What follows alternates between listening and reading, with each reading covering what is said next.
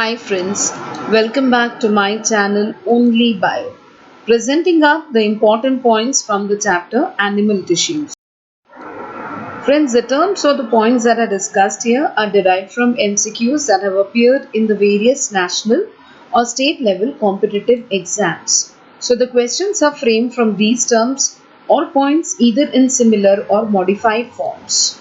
These are beneficial as they will help you to master the important topics in a limited span of time, frame expected questions, do effective revision, and make your own synopsis. The more MCQs you solve, the better you understand and the confident you get. So, a daily practice of few minutes with me on my channel can certainly help you to master the topic. So the important points from animal tissues from 21 to 40. I hope you're following the series. The MCQs also have been uploaded simultaneously. Do check the playlist for the same.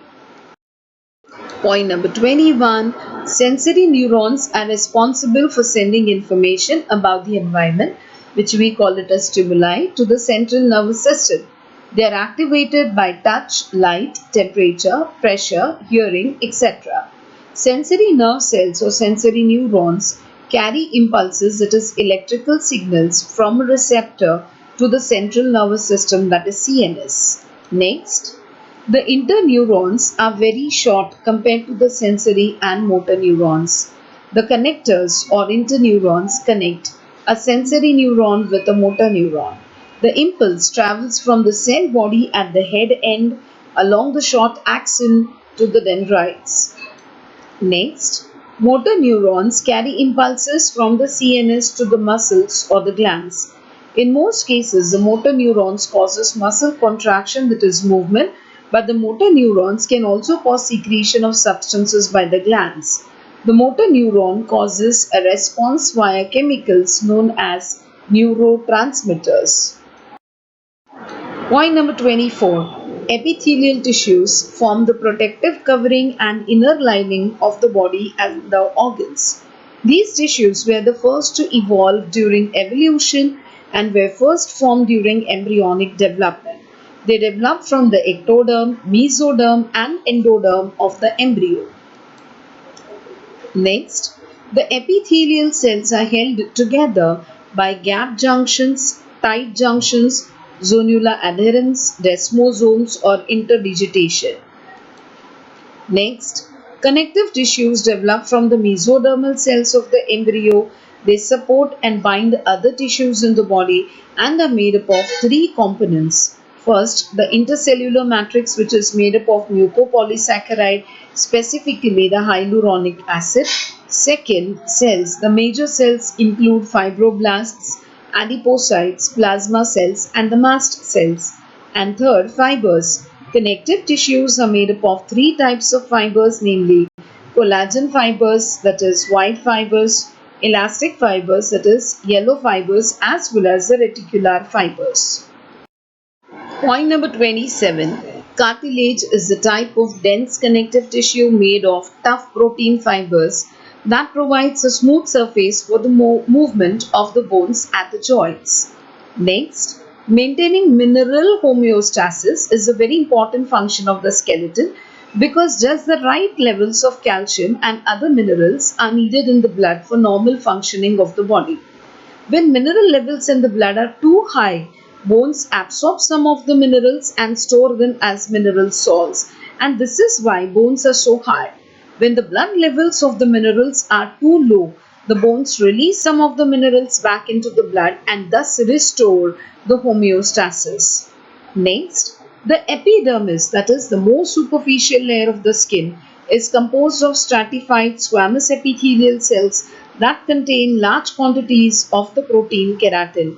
Keratin is a tough fibrous protein that offers protection from abrasion and water loss. New cells are produced at the basal surface of the epithelium and are gradually pushed towards the apical surface. As they move upwards, they become filled with keratin and eventually die, forming a layer of dead keratin-filled cells on the apical surface of the epidermis.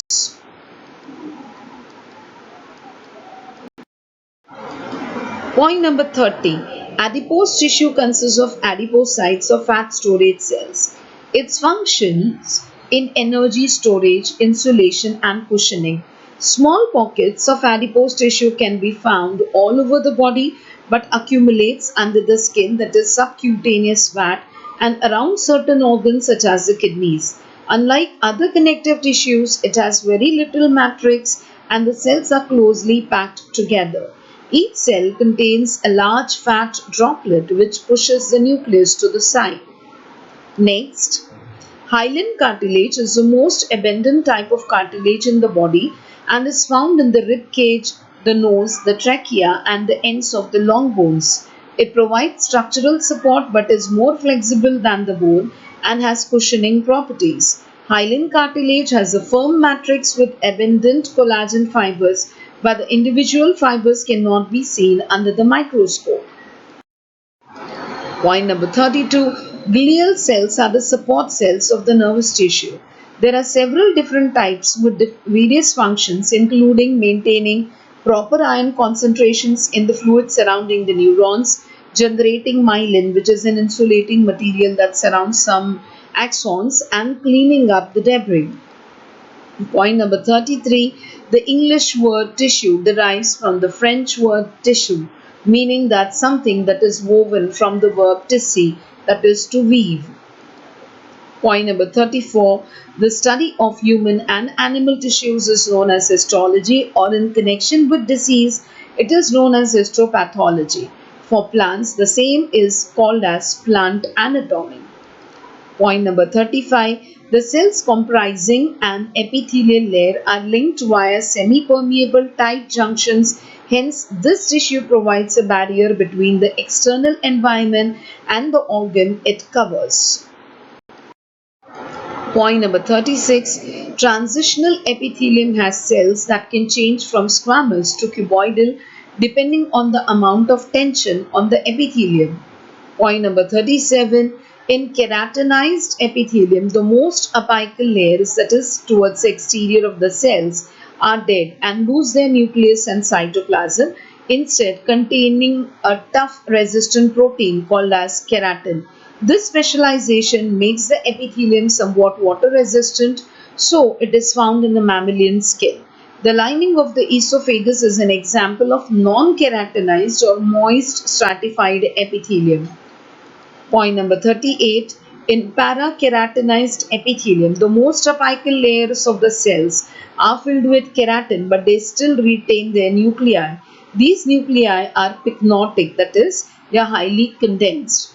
Parakeratinized epithelium is sometimes found in the oral mucosa and in the upper regions of the esophagus. Point number 39. Transitional epithelia are found in the tissues that stretch, and it can appear to be stratified cuboidal when the tissue is relaxed, or stratified squamous when the organ is distended and the tissue stretches. It is sometimes called as urothelium since it is most exclusively found in the bladder, ureters and the urethra.